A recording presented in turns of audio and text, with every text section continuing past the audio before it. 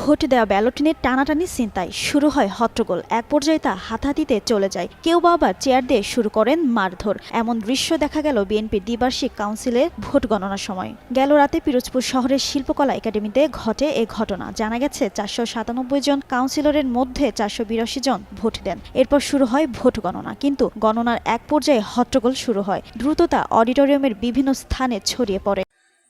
আসসালামু আলাইকুম সম্মানিত দর্শক মণ্ডলী, গুরুত্বপূর্ণ কিছু ভিডিওর আপডেট নিয়ে এসেছি যা এই মুহূর্তে ভাইরাল নেটদুনিয়া তুলপার সামাজিক যোগাযোগের মাধ্যমে চাঞ্চল্যকর সৃষ্টি হয়েছে। গেল রাতে পিরোজপুর শহরের একাডেমিতে ঘটে এই ঘটনা। জানা গেল 497 জন কাউন্সিলরের মধ্যে ভোট দেন 482 জন। চলুন বিস্তারিত ভিডিওটি না টেনে ছোট্ট করে একটি লাইক করে সম্পূর্ণ ভিডিওটি শেষ পর্যন্ত দেখতে থাকি।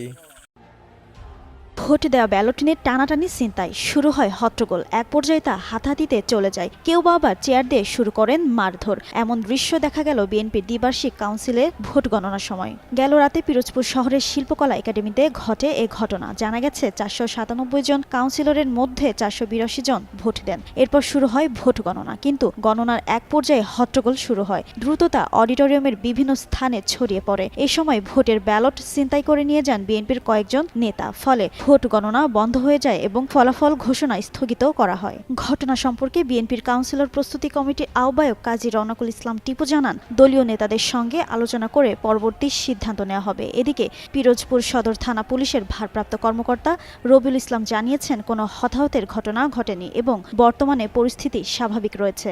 এদিকে হাতাহাতি ও ব্যালট ছিনতাইয়ের ঘটনায় প্রশ্ন উঠেছে স্থানীয় রাজনৈতিক পরিবেশ নিয়ে। দলটির নেতারাও রয়েছেন পরবর্তী সিদ্ধান্তের অপেক্ষায়।